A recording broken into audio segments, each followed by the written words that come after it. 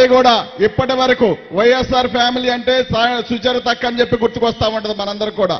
YS ఫ్యామిలీతో నడిచిన వ్యక్తి, మొదటి నుంచి ఆ కుటుంబానికి కట్టుబడి నడిచిన వ్యక్తి ఎవరైనా ఉన్నారంటే ఖచ్చితంగా నడిచిన వాళ్ళలో సుచరితక్క ఒకళ్ళని చెప్పొచ్చు.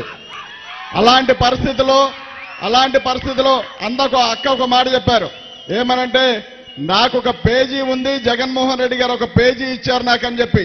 ఎందుకనంత గొప్ప మాట చెప్తా ఉన్నారంటే, నిజంగా మహిళలను కాదు, మామూలుగా చంద్రబాబు నాయుడు దళితులను హోమ్ మినిస్టర్ పురుషులైనా చేసే పరిస్థితులు ఎక్కడ నాకు అనిపించినాయి అంటే, నేను అనుకునేవాడిని తాడికొండ రాజకీయాలు, మరి జేఆర్ పుష్పరాజు గారు, అంతకుముందు ఎంఎన్వి ప్రసాద్ గారు వాళ్ళందరూ ఉన్నప్పుడు అనుకునేవాడిని, ఒకవేళ రాజకీయం అంటే అగ్రవర్ణాలదేమో, అదొక పార్టీ కదా, వాళ్ళకే సంబంధం ఉంటుందేమో, మనకేం ఉండదేమో, మనకు సంబంధం లేని విషయమేమో అనుకునేవాడిని.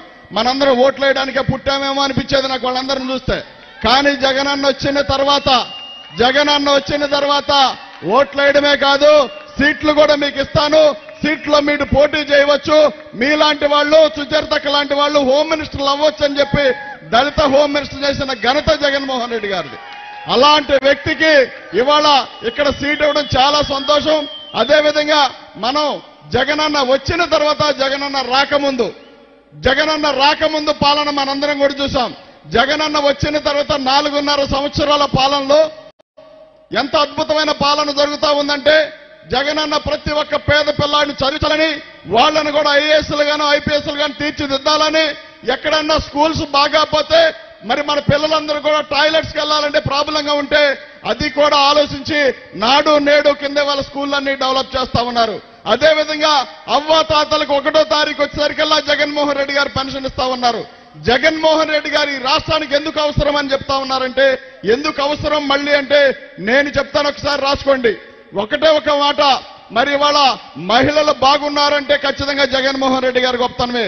రాజకీయాల్లో విలువలు పెరిగి, రాజకీయంగా ఎస్సీలకు, బీసీలకు, మైనార్టీలకు గౌరవం పెరిగి ఇంత గొప్ప పదవులు వచ్చినాయంటే ఖచ్చితంగా జగన్మోహన్ రెడ్డి గారి గొప్పతనం మాత్రమే. ఇవాళ మరి 50% మహిళలకు రిజర్వేషన్ ఇచ్చి ఇంత గొప్పగా పాలన జరుగుతా ఉందంటే ఖచ్చితంగా జగన్మోహన్ రెడ్డి గారి గొప్పతనమే.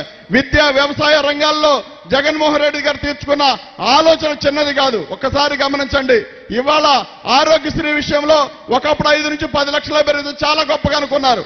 కానీ ఇవాళ తెలంగాణ ప్రభుత్వం 5 లక్షల నుంచి 10 లక్షలు ఆరోగ్యశ్రీ పెంచితే, ఈనాడు, ఏబిఎన్, టీవీ5 వాళ్ళు ఆహా ఓహో అని చెప్పి రేవంత్ రెడ్డి ఏదో సాతగాడు అన్నట్టుగా ఆయన గురించి గొప్పగా రాశారు. కానీ జగనన్న 10 నుంచి 25 లక్షల ఆరోగ్యశ్రీ, పేదవాళ్ళందరూ కూడా ఆరోగ్యంగా ఉండాలి, పౌష్టికాహారం తీసుకున్న పిల్లలు చదువుకోవాలని చెప్పి జగన్మోహన్ రెడ్డి గారు ఇవాళ 25 లక్షలు తెస్తే, మరి ఎల్లో మీడియా దాని గురించి మాట్లాడే పరిస్థితులు లేవు. దాని గురించి ఎవడన్నా మాట్లాడతాడంటే మాట్లాడరు.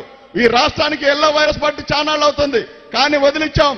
కానీ ఒక్కసారి చచ్చిపోయిన పాముల్లాగా మళ్లీ పైకి లేచి బుసలు కొట్టాలని ముసలి పాములు, సగం వయసు అయిపోయిన పాములన్నీ చూస్తా ఉన్నాయి. కానీ ఒకటి గుర్తుపెట్టుకోండి, మనం కర్మగాలి చంద్రబాబు నాయుడు కనుక అధికారంలోకి రానిస్తే ఈసారి రాష్ట్రంలో ఎస్సీలు, బీసీలు, మైనార్టీలు ఎవరిని ఉన్నవటాన్ని కూడా తను ఇష్టపడ్డు. ఎందుకంటే తను ఒక కుల రాజధాని కట్టి, ఆ కుల రాజధానిలో తనకు దాయాదులు పెట్టుకొని జగన్మోహన్ రెడ్డి గారు ఇళ్ల ప్లాట్లు ఇస్తా ఉంటే ఎస్సీలకి, బీసీలకి, మైనార్టీలకి, మన ఎస్సీలు, మన బీసీలు, మన మైనార్టీలు ఇదే రాజధాని ప్రాంతంలో ఉంటే మురికి కోపాల కింద మారిపోద్ది.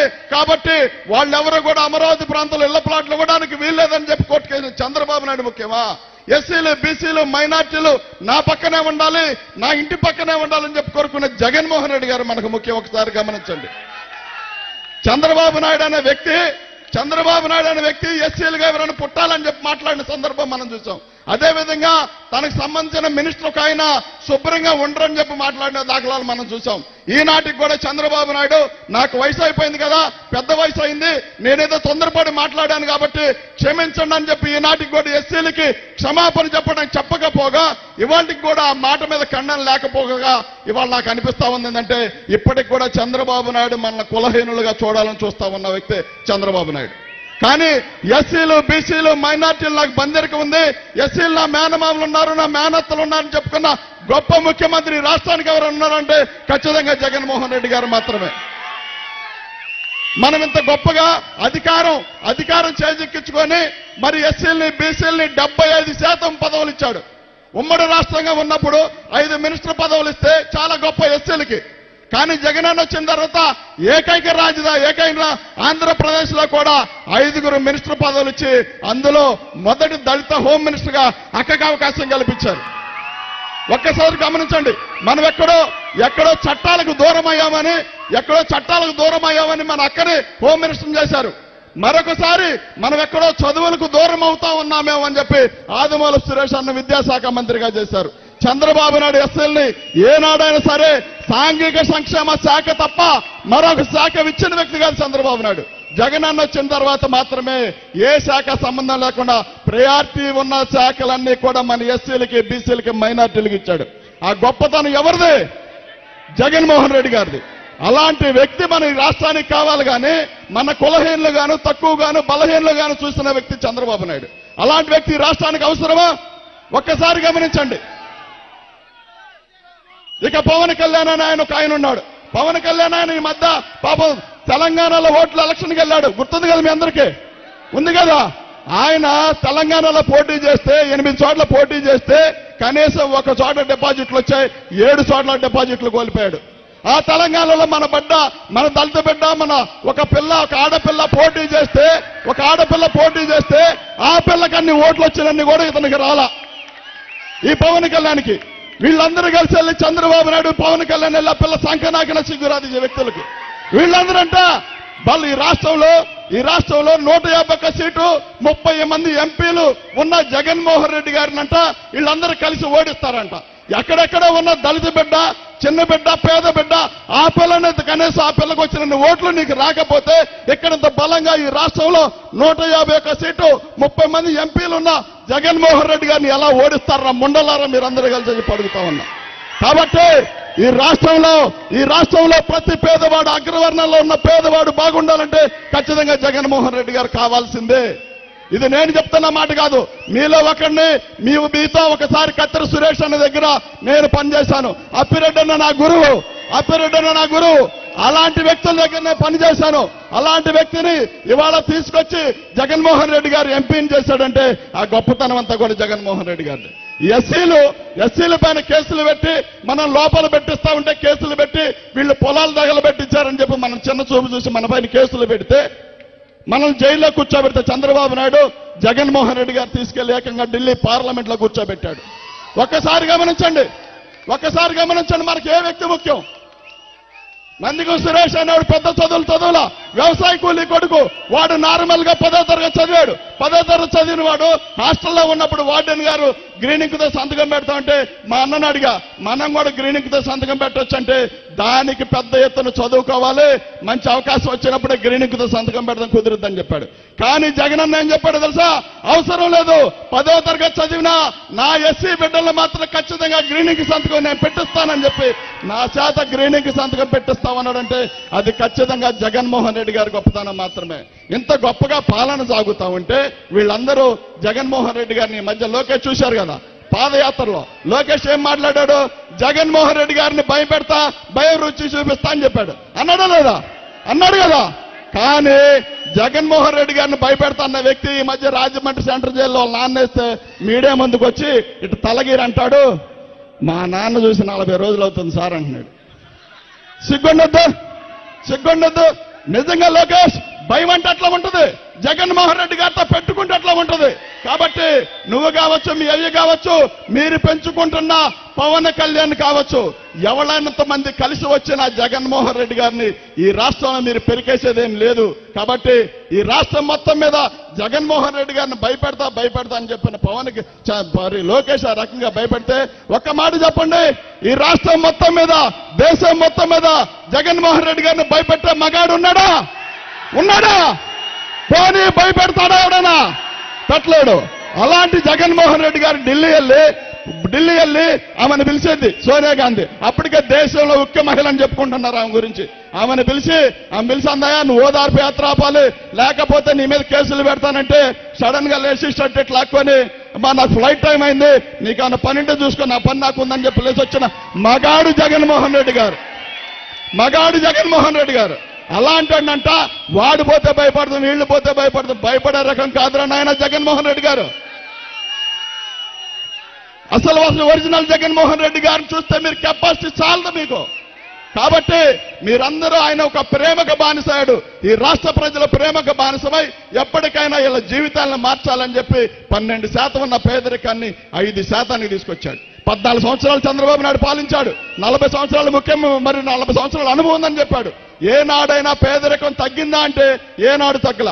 కానీ 4.5 సంవత్సరాల్లో జగన్మోహన్ రెడ్డి గారు తీసుకొచ్చిన పథకాల ద్వారా 7% పేదరికం తగ్గిందంటే చిన్న విషయం కాదు. దేశం మొత్తం కూడా జగన్మోహన్ రెడ్డి గారి వైపు చూస్తా ఉంది. దేశం మొత్తం కూడా. ఒక మాట చెప్తాను, రాజధాని విషయంలో మీ అందరికి కూడా చిన్న క్లారిటీ ఇవ్వాల్సిన అవసరం ఉంది.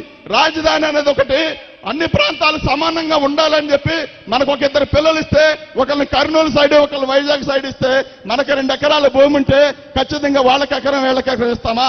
2 ఎకరాలు తీసుకెళ్లి వైజాగ్ లో బీచ్ ఉందని చెప్పి అక్కడ ఇస్తామా? మనం ఒకసారి గమనించండి. మన బిడ్డల్ని మనం సమానంగా చూస్తాం కదా.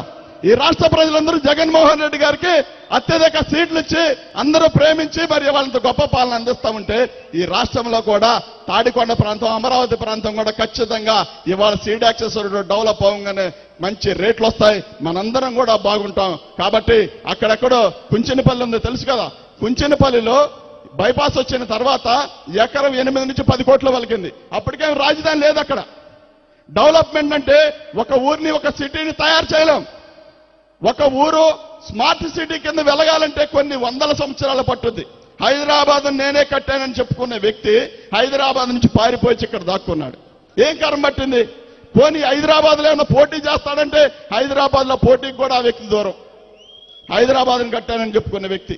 కాబట్టి మీరు గమనించండి, బాగా పెద్ద మనసు చేసుకోండి. ఇవాళ గొప్పగా ఇంత మంచి పాలన సాగుతా ఉందంటే మన పిల్లలు చదువుకుంటా ఉన్నారు, మనకి ఇళ్ళు ఇస్తా ఉన్నారు, స్థలాలు ఇస్తా ఉన్నారు, ఇళ్లు కట్టి పెడతా ఉన్నారు. ప్రతి పేదవాడికి ఎస్సీలకి 200 యూనిట్ల వరకు ఫ్రీ కరెంట్ ఇస్తా ఉన్నారు. అదేవిధంగా మనకి ఎప్పుడైతే ఆకలి నొప్పులతో మనం బాధపడతా ఉన్నామో ఆ సమస్యలన్నీ ఆయన విని దగ్గర తీసుకోవాలని చెప్పి జగన్మోహన్ రెడ్డి గారు మనం తీసుకున్నారు. కాబట్టి ఈ రాష్ట్రానికి ఇంకొక 25 సంవత్సరాలు జగన్మోహన్ రెడ్డి గారు ముఖ్యమంత్రిగా ఉండాల్సిన అవసరం ఉంది. కాబట్టి 25 సంవత్సరాలు ఆయన ముఖ్యమంత్రిగా ఉంటే మనం చదువుకునే మన పిల్లలందరూ కూడా నేడు ఐఏఎస్లు గాను, ఐపీఎస్లు గాను, అదేవిధంగా రాష్ట్ర దేశ విదేశాల్లో సంపాదనకు పరంగా మంచి ఉద్యోగాలు సంపాదించి ఉన్నత స్థాయికి వెళ్తారని చెప్పి తెలియజేస్తూ మీ అందరికీ మరొకసారి చెప్తా ఉన్నా, ఇక్కడ సుచరితక్కనిచ్చారు కాబట్టి సుచరితక్కని చైత్రులు సైతం ఏమనుకుంటారంటే ఆ మంచి వ్యక్తి, ఆమె మంచి పర్సన్ అని చెప్పుకునే పరిస్థితులు ఉన్నాయి. కాబట్టి అక్కన గెలిపించుకొని జగనన్నకి తాడికొండ సీటు గిఫ్ట్ గా ఇవ్వాల్సిన బాధ్యత మనందరి పైన ఉంది.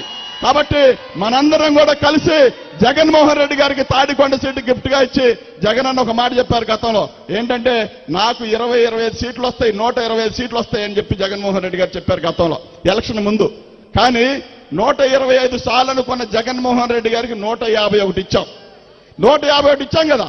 కానీ జగనన్న ఒక మాట చెప్తా ఉన్నాడు, ఏమనంటే, రే నాయన నాకు ఫ్యాన్ స్పీడ్ చాలేదు, 155 కాదు 175 మీద తప్పని చెప్తా ఉన్నాడు.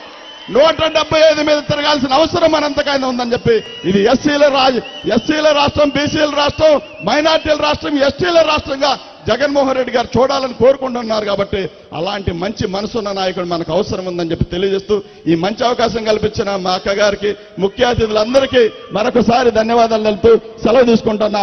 జై జగన్.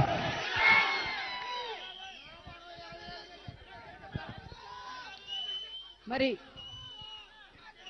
ఎంతో అనుభవజ్ఞులు మన తాడికొండ నుండి మంత్రివర్యులుగా చేసి మన జిల్లా అధ్యక్షులుగా ఉన్నటువంటి పెద్దలు డొకా మాణిక్యవర ప్రసాద్ గారిని మాట్లాడవలసిందిగా కోరుకుంటున్నాం.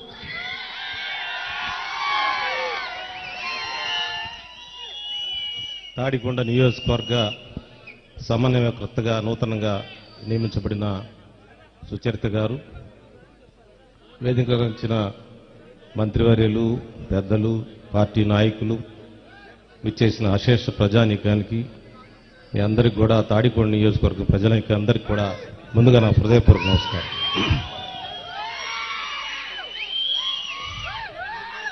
వైఎస్ఆర్సీపీ రాష్ట్ర అధ్యక్షులు జగన్మోహన్ రెడ్డి గారు నిర్ణయించిన అభ్యర్థి సుచరిత గారు.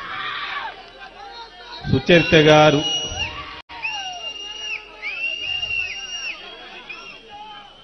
జగన్మోహన్ రెడ్డి గారు ఏం చెప్తే ఈ పార్టీలో అదే జరుగుతుంది, అదే శిరోధార్యం. అందరూ ఆయన నిర్ణయాన్ని ఆమోదించాల్సింది. అయితే ఈ సందర్భంగా పెద్దలంతా ఉన్నారు కాబట్టి 2-3 విషయాలు. తాడికొండ నియోజకవర్గం, ఒక్క నిమిషం రా బాబు, ఒక్క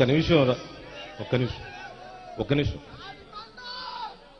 తాడికొండ నియోజకవర్గంతో నాకున్న పరిచయాలు, నాకున్న ఎమోషనల్ అటాచ్మెంట్ వల్ల ఒక విషయం మీ అందరి దృష్టికి తీసుకురావాలని, నేను నా మనసులో ఉన్న విషయాలు మీకు చెప్పాలని నేను భావిస్తా ఉన్నాను. నేను 2019లో ప్రత్తిపాడులో ఓడిపోయిన తర్వాత నేను ఒక రాజీనామా పత్రాన్ని సమర్పిస్తూ దానిలో కొన్ని విషయాలు మెన్షన్ చేశాను. దానిలో ఒక విషయం ఏంటంటే, భవిష్యత్తులో ఎన్నికల రాజకీయాలలో నేను తట్టుకోలేను, నేను ఆర్థికంగా చితికిపోయాను, భవిష్యత్తులో ఎన్నికల రాజకీయాలకు నేను వెళ్ళనని చెప్పాను. కానీ నేను వైఎస్ఆర్సీపీలో చేరిన తర్వాత ఈ నియోజకవర్గంలో జరుగుతున్న అనేక పరిణామాల వలన జగన్మోహన్ రెడ్డి గారు ఎందుకు నిర్ణయం తీసుకున్నాడో నాతో ఏం సంప్రదించలేదు. ఆయన ఒక దశలో నన్ను సమన్వయకర్తగా నియమించాడు. ఆగస్టు 19వ తారీఖు నన్ను సమన్వయకర్తగా నియమిస్తే మళ్ళీ 24వ తారీఖు, అంటే వారం రోజుల్లో నీకు సర్వేల్లో వ్యతిరేకత వచ్చింది, లేకపోతే నీకు ఏదో కొంత ఒపీనియన్ నెగటివ్ ఉంది, ఆగిపోమని చెప్పాను. అదేం సార్, నేను రమ్మన్నానా, నేను అడిగానా? మళ్ళీ 1 వీక్లో ఎట్లా ఒపీనియన్ మారుతుందని చెప్పి ఆ పెద్దల్ని, నాతో మాట్లాడిన పెద్దలతో నేను మాట్లాడడం జరిగింది. సరే, వాళ్ళు చెప్పే కారణాలు వాళ్ళు చెప్పారు. మళ్ళీ మరొకరిని సమన్వయకర్తగా నియమించారు. అతను ఉన్న టైంలోనే మళ్ళీ ఈ ప్రాసెస్లో మళ్ళీ నన్ను నువ్వు కట్టేసి చేయాల్సిందే అని చెప్పి పెద్దలు కొంతమంది మాట్లాడటం జరిగింది. తాడికొండకు నువ్వే అభ్యర్థి అని చెప్పారు, పెద్దలంతా చెప్పారు, ముఖ్యమంత్రి గారు సహా అందరూ చెప్పారు. నేను మొదట్లోనే నాకు ఆర్థిక పరిస్థితి బాగాలేదని చెప్పాను, ఎన్నికల రాజకీయాలకి నేను దూరంగా ఉంటానని కూడా చెప్పడం జరిగింది. కానీ పార్టీ అనేక నిర్ణయాలు అలా తీసుకుంది. తర్వాత పరిణామాల్లో సుచరిత గారిని మళ్ళీ నామినేట్ చేశారు మనకర్తగా. జగన్మోహన్ రెడ్డి గారి నిర్ణయాన్ని ఎవరు ప్రశ్నించే ప్రశ్న లేదు, నాతో సహా ఎవరు దాన్ని ప్రశ్నించలేదు. దాన్ని తప్పకుండా ఆమోదిస్తాం, సుచరిత గారి కోసం పనిచేస్తాం. కానీ నేను పెద్దలకు తెలియజేస్తే ఏంటంటే, రాజశేఖర్ గారు ఉన్నారు, అయోధ్యరామరెడ్డి గారు ఉన్నారు, బ్రహ్మానంద రెడ్డి గారు ఉన్నారు, పెద్దలంతా ఉన్నారు. నాకేం లేదు, ఒక్కసారి సీఎం గారిని చూసే అవకాశం నాకు కల్పించమని అప్పిరెడ్డి గారికి అందరికీ విజ్ఞప్తి చేస్తూ వచ్చే ఎన్నికల్లో సుచరిత గారి కోసం పనిచేస్తానని తెలియజేస్తాను. ధన్యవాదాలు సార్. ఇప్పుడు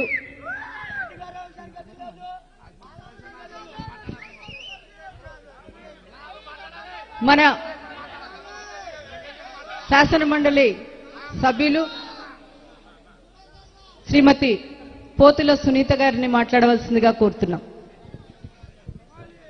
ఈరోజు మన తాడికొండ నియోజకవర్గంలో సామాజిక సాధికారత బస్సు యాత్ర మన సోదరిమణి మరి పత్తిపాడు శాసనసభ్యురాలుగా మన జగనన్న నాయకత్వంలో దేశ చరిత్రలోనే మిగిలిపోయే విధంగా ఒక దళిత మహిళకి హోమ్ మినిస్టర్గా ఇచ్చినటువంటి చరిత్ర మన జగనన్నది.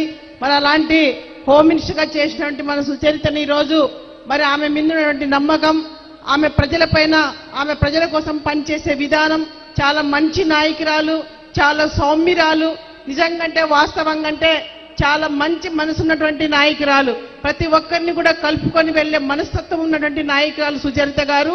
మరి అలాంటి నాయకురాలు ఈరోజు ఈ తాడికొండ నియోజకవర్గానికి సమన్వయకర్తగా రావడం తాడికొండ నియోజకవర్గ ప్రజలందరి అదృష్టంగా కూడా మీరు భావించి, జగనన్న ఏదైతే నమ్మకం పెట్టి ఆమెను ఇక్కడ పంపించారో మీరందరూ కూడా ఆశీర్వదించి మరి మన జగనన్నకి సుచరిత గారిని మంచి మెజార్టీతో మరి ఆమెను గిఫ్ట్ గా ఇవ్వాలని చెప్పి తాడికొండ నియోజకవర్గ ప్రజలందరినీ కూడా నేను విజ్ఞప్తి చేస్తున్నాను. ఇక్కడ వచ్చినటువంటి ప్రతి అన్న, ప్రతి చెల్లి, ప్రతి అక్క, ప్రతి తమ్ముడు, ఎస్సీ ఎస్టీ బీసీ మైనార్టీలందరూ కూడా ఏదైతే మరి డాక్టర్ బిఆర్ అంబేద్కర్ గారు, పూలే గారు కలలుగన్నటువంటి ఆశయాలను ఈరోజు మన జగనన్న అక్షరాల చేతల్లో చూసినటువంటి ముఖ్యమంత్రి. సామాజిక న్యాయం అన్న, సామాజిక సాధికారత అంటే దేశానికి ఒక రోల్ మోడల్ గా, ఒక ఆదర్శంగా ఈరోజు ముఖ్యమంత్రి గారు నిజమైనటువంటి నాయకుడు మన జగనన్న. ఈ వ్యత్యాసాన్ని మన ప్రజానికమంతా కూడా గుర్తించాలి, గమనించాలి. గత పాలకులు ఏ విధంగా మనల్ని మోసం చేశారు, వంచారు, అవమానపరిచారనేది కూడా మనం చూడాలి. ఈరోజు మరి మాయ మాటలు చెప్తూ మనల్ని మోసం చేయాలి, దగా చేయాలని చెప్పి మన ముందుకు ఎన్నో విధాలుగా మోసం చేసి అధికారాన్ని దక్కించుకోవాలని చెప్పి ఈరోజు ప్రతిపక్ష పార్టీలు ముందుకు వస్తున్నాయి. ఇవన్నీ గుర్తించాల్సిన అవసరం ఉంది. ఎందుకంటే మన జగనన్న ఈ 4.5 సంవత్సరాల కాలంలోనే పేద బడుగు బలహీన వర్గాల యొక్క అభ్యున్నతే ధ్యేయంగా, వాళ్ళ సాధికారతే లక్ష్యంగా, ఏదైతే విద్య ద్వారా వాళ్ళ బతుకులు మారుతాయి, వాళ్ళ తలరాతలు మారుతాయన్నట్టు నమ్మినటువంటి నాయకునిగా ఈరోజు విద్యా విధానంలో తెచ్చినటువంటి విప్లవాత్మక మార్పుల ద్వారానే వాళ్ళ జీవితాలు రేపు బాగుపడతాయి. ఎంతో మంది విద్యార్థులకి, యువతకి భవిష్యత్తు ఇవ్వాలి. దేశ చరిత్రలో వాళ్ళందరూ కూడా రేపు గొప్ప వాళ్ళు కావాలని చెప్పి మరి మన ముఖ్యమంత్రి గారు ఈరోజు అమ్మ ఒడి అయితేనేమి, వసతి దీవెన అయితేనేమి, విద్యా దీవెన అయితేనేమి, బైజూస్ ట్యాబ్స్ అయితేనేమి మీరందరూ గుర్తించాలి. మన జగనన్న మన పేద ఎస్సీ ఎస్టీ బీసీ మైనార్టీలు ఇంగ్లీష్ మీడియం చదువుకుంటేనే రేపు భవిష్యత్తులో వాళ్ళు దేశ విదేశాల్లో ఉద్యోగాలు చేస్తారని చెప్పి ఇంగ్లీష్ మీడియం తీసుకొస్తే ప్రతిపక్ష నేత చంద్రబాబు నాయుడు దాన్ని అడ్డుకొని కోర్టుకు పోయి ఆపడం జరిగింది. ఇవన్నీ కూడా మనం చూసాం ఈ 4.5 సంవత్సరాల కాలంలోనే. ఇదే అమరావతిలో పేదవాళ్ళకి 50,000 మందికి ఇళ్ల స్థలాలు ఇవ్వాలి, ఎస్సీ ఎస్టీ బీసీ మైనార్టీ అక్క చెల్లెమ్మలకని మన జగనన్న ఆలోచన చేస్తే దాన్ని నీరు గార్చాలని చెప్పి కోర్టుకు వెళ్లి అడ్డుపడినటువంటి అసలు చాలా దుర్మార్గమైనటువంటి రాజకీయాలకు పాటుపడుతున్నటువంటి చంద్రబాబు నాయుడు అడుగడుగున మన ఎస్సీ ఎస్టీ బీసీలు ఎప్పుడు కూడా బాగుపడాలి, వాళ్ళు బాగుండాలనేది ఏ క్వశ్చన్ కూడా ఆయనకి లేదు. ఎందుకు ఈ మాట అంటున్నామంటే 14 సంవత్సరాలు ముఖ్యమంత్రిగా 40 సంవత్సరాలు రాజకీయ నాయకుడని చెప్పుకునే చంద్రబాబు నాయుడు మరి ఎందుకు పేదరికాన్ని పోగొట్టలేదు, ఎందుకు విద్యా విధానంలో విప్లవాత్మక మార్పులు తీసుకురాలేదు? ఇవన్నీ కూడా ప్రజలు అడగాలి. వాళ్ళు మన ముందుకు వచ్చినప్పుడు వాళ్ళు బాగుండాలి, వాళ్ళకి అధికారం కోసమే ఈరోజు మరి మన ముందుకు ఎత్తుగడలతో పొత్తులతో వస్తున్నారు. కాబట్టి మనందరం కూడా తిప్పికొట్టాల్సిన అవసరం ఉంది. మొన్న తన కొడుకు లోకేష్ పాదయాత్ర చేసి ముగింపు సందర్భంగా కూడా ఏం మాట్లాడుతున్నారు వాళ్ళకి అర్థమవుతుందో కాదు, నేనైతే వేదిక నుంచి వాళ్ళు ప్రశ్నిస్తున్నాను. లోకేష్ ఏమంటున్నాడు, ఒక్కరికైనా జగన్ ఉద్యోగాలు ఇచ్చాడని మాట్లాడుతున్నాడు. అసలు మీకు ఎక్కడ తరకాయింది మీకు లోకేష్? మీరు ఈ ప్రభుత్వంలో 4.5 సంవత్సరాల కాలంలోనే 5 లక్షల మందికి ఉద్యోగాలు ఇచ్చినటువంటి ప్రభుత్వం జగనన్న ప్రభుత్వం. ఇది ఎక్కడైనా కూడా మీరు డిబేట్కి సిద్ధమని కూడా నేను సవాల్ విసురుతున్నాను ఈ తాడికొండ నియోజకవర్గం నుంచి. కాబట్టి వాళ్ళు చెప్పేవన్నీ కూడా మాయ మాటలే, మనల్ని మోసం చేయాలని చూస్తారు. దీనికి మనం అవకాశం ఇవ్వకుండా మరి ఈ ఎన్నికల్లో ఈ 2024లో జగనన్న ఏదైతే సామాజిక న్యాయం అని చెప్పి ఈరోజు ఎస్సీ ఎస్టీ బీసీలకు మరి అనేక పదవులు ఇచ్చి వాళ్ళని గుర్తించి గౌరవించి ఈ వేదికనే నిలబెత్తు సాక్ష్యం సామాజిక న్యాయం. కాబట్టి మీరందరూ కూడా ఈ తేడాన్ని గుర్తించి మనల్ని మోసం చేయడానికి, దగా చేయడానికి వస్తున్న ప్రతిపక్ష పార్టీలకు బుద్ధి చెప్పాలి. తాడికొండ నియోజకవర్గం నుంచి మన సుచరిత గారిని మంచి మెజార్టీతో గెలిపించి మన జగనన్న గిఫ్ట్ గా ఇస్తేనే, ప్రతి నియోజకవర్గంలో ప్రతి ఎమ్మెల్యేని గెలిపించి గిఫ్ట్ గా ఇస్తేనే మన జగనన్న సీఎం అవుతారు. కాబట్టి ప్రతిపక్ష పార్టీలకు బుద్ధి చెప్పాలంటే మనందరం కూడా జగనన్న సైనికులుగా ఈ 2024లో పనిచేయాలి. వైనాట్ 175 దిశగా మన వర్గాలన్నీ కూడా పనిచేసి జగనన్నకి అండగా నిలబడాలని చెప్పి ఒక మహిళా సోదరిమణిగా మరి జగనన్న ప్రభుత్వంలో మహిళలే మహారాణులు అని చెప్పి ఈరోజు జగనన్న ప్రభుత్వంలో మహిళా సాధికారత కోసం పెద్ద పీట వేసి అక్క చెల్లెమ్మల జీవితాల్లో సంతోషాన్ని, ఆనందాన్ని చూసినటువంటి ముఖ్యమంత్రి జగనన్న ప్రతి చెల్లి, ప్రతి అక్క సంతోషంగా ఉంటేనే రాష్ట్రం బాగా సుభిక్షంగా ఉంటుందని నమ్మినటువంటి ముఖ్యమంత్రి కాబట్టే వాళ్ళ పేర్ల మీదనే ఈరోజు సంక్షేమ కార్యక్రమాలు తీసుకొచ్చి మరి అమ్మఒడి అయితేనేమి, చేయూత అయితేనేమి, ఆసరా అయితేనేమి, 30 లక్షల మంది అక్క చెల్లెమ్మలకి ఇళ్ల స్థలాలు అయితేనేమి, ఇల్లు అయితేనేమి, ఇవన్నీ కూడా రాబోయే రోజుల్లో మహిళలకి మంచి గౌరవం ఉండాలి రాష్ట్రంలో. వాళ్ళ ద్వారానే రాష్ట్రం ఆర్థికాభివృద్ధి చెందుతుందని గుర్తించినటువంటి నాయకుడు జగన్మోహన్ రెడ్డి గారు. కాబట్టి ఇక్కడ వచ్చిన ప్రతి అక్క చెల్లి కూడా జగనన్న మనకిస్తున్నటువంటి ప్రాధాన్యతను కూడా గుర్తుపెట్టుకొని, ఎందుకంటే గతంలో మనం మహిళల్ని అన్ని రకాలుగా కూడా అవమానపరిచి మోసం చేసినటువంటి చంద్రబాబు నాయుడిని కూడా మనం మరీ ఎన్నికల్లో, ఎందుకంటే 2014-19 ఎన్నికల్లో మరి పసుపు కుంకుమ అని చెప్పి మోసం చేసి ఓట్లు వేయించుకోవాలని చూస్తే మన అక్క చెల్లెలు బాగా బుద్ధి చెప్పి 23 స్థానాలకు పరిమితం చేశారు చంద్రబాబు నాయుడిని.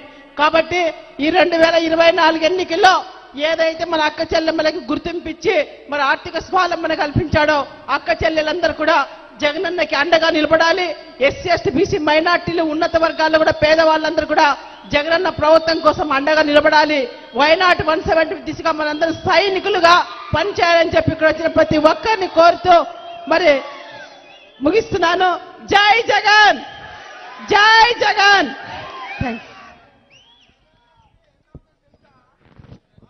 ధన్యవాదాలు. ఇంకొక సామాజిక న్యాయానికి నిలువెత్తు నిదర్శనం మన ఆదిమూలపు సురేష్ గారిని మంత్రివర్యులు వారు మాట్లాడవలసిందిగా కోరుతాను.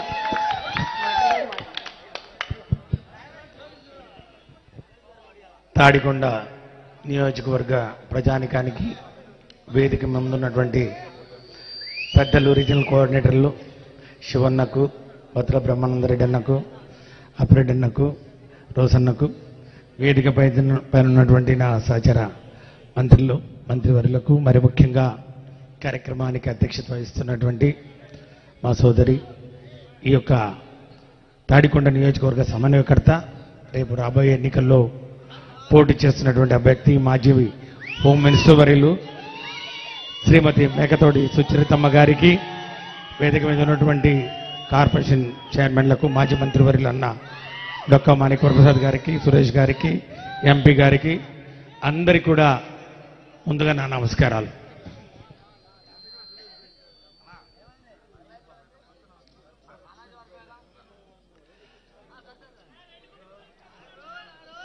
మంచి నాటు కోడికి పలావ్ తిన్న తర్వాత ఇంకా ఏం తినాలనిపించదు.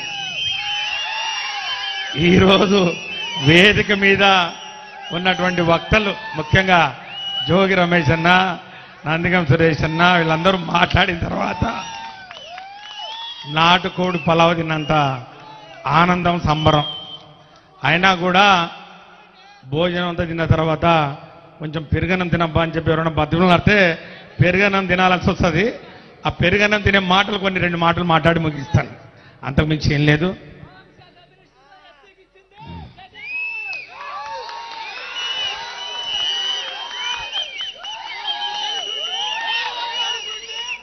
చాలా సంతోషం సుచరితమ్మ మీద మీరు చూపిస్తున్నటువంటి అభిమానం, ప్రేమ, ఆప్యాయత. నిజంగా నేను ఒక మాట చెప్పాలా, సుచరితమ్మ కూడా గుర్తు చేసుకోవాలి ఒకసారి. వారి కుటుంబంతో మాకు 30 సంవత్సరాల పరిచయం, 30 సంవత్సరాల కన్నా ఇంకెక్కువే. వారు కొత్తగా వివాహం చేసుకున్నప్పుడు వారి భర్త గారు, మేమంతా కొలీగ్స్. అప్పటి నుంచి వారు రాజకీయ రంగ ప్రవేశం చేసినప్పటి నుంచి వారికి ఒక కోరిక ఉండేది. నేను 2009లో కూడా గమనించాను, తాడికొండ నుంచి ఒకసారి పోటీ చేయాలి అని ఒక కోరిక ఉండేది ఆవిడకు. ఎందుకంటే అంతకుముందు ఆవిడ ఫిరంగపురం నుంచి తమ రాజకీయ ప్రస్థానాన్ని ప్రారంభించారు. కాబట్టి ఆ సొంత ఇంటి మమకారం ఈరోజు తాడికొండ నియోజకవర్గ సమన్వయకర్తగా నియమింపబడి జగనన్న ఆదేశాల మేరకు ఇక్కడికి రావడం అనేది, ఆమె సుచరితమ్మ తన పుట్టింటికి వచ్చినంత సంతోషంగా ఉందని చెప్పి కూడా ఈ సందర్భంగా మీ అందరికీ నేను మనవి చేసుకుంటా ఉన్నా. చాలా సంతోషం. ఈరోజు మీరు ఆవిడను హక్కును చేర్చుకున్నారు. ఈరోజు ఆవిడను ఆదరిస్తూ ఇంత పెద్దగా కార్యక్రమం, ముఖ్యంగా సామాజిక సాధికారత, సామాజిక న్యాయం అనే ఒక భావజాలాన్ని తీసుకొచ్చి మీ ముందు ఆవిష్కరింపజేసే కార్యక్రమం ఈరోజు మేము చేస్తా ఉన్నాం. దానికి వేదిక మీద ఉన్న మేమందరం సాక్ష్యం. బడుగు బలహీన వర్గాల వారు, అణగారిన వర్గాల వారు, దళిత వర్గాల వారు కేవలం పేదరికం వలన, తెలివి లేక కాదు, అపారమైనటువంటి మేధో సంపద ఉన్నటువంటి వ్యక్తులు దళిత కుటుంబం నుంచి వచ్చిన దానికి నిలువెత్తు సాక్ష్యం డాక్టర్ బాబాసాహెబ్ బిఆర్ అంబేద్కర్ కానివ్వండి. కాబట్టి పేదరికం విద్యకు అడ్డొచ్చింది, దళితులకు, బడుగు బలహీన వర్గాల వారికి, మైనార్టీల వర్గాల వారికి. గతంలో మనం చరిత్ర చూసాం. అన్నాన ఇక దాని గురించి మాట్లాడమంటే మాణిక్ వరప్రసాద్ అనర్గళంగా మాట్లాడతారు మన చరిత్ర గురించి. అంతా అంటే ఈ వెనకబడ్డ వర్గాల వారు చదువుకోవాలనుకుంటే గతంలో తరతరాలుగా మనం చూసాం. చెవులో సీసం పోసేవాళ్ళట, నాలుగు కోసేవాళ్ళంట. చదువు మీకు అవసరం లేదు, మీకు అనవసరం అని చెప్పినటువంటి అలాంటి పరిస్థితుల నుంచి చదువుతోనే అభివృద్ధి జరుగుతుంది, చదువు ద్వారానే బడుగు బలహీన వర్గాల వారు రాజ్యాధికారం వైపు అడుగులు వేస్తూ ముందుకు తీసుకుపోతేనే అభివృద్ధి జరుగుతుందని చెప్పి పెద్దలు బాబాసాహెబ్ బిఆర్ అంబేద్కర్ గారు కానివ్వండి, జ్యోతిబా ఫూలే గారు కానివ్వండి, బాబు జగజ్జీవన్ రామ్ గారు కానివ్వండి, రామస్వామి మరి పెరియార్ రామస్వామి గారు కానివ్వండి, వీరందరి యొక్క భావజాలం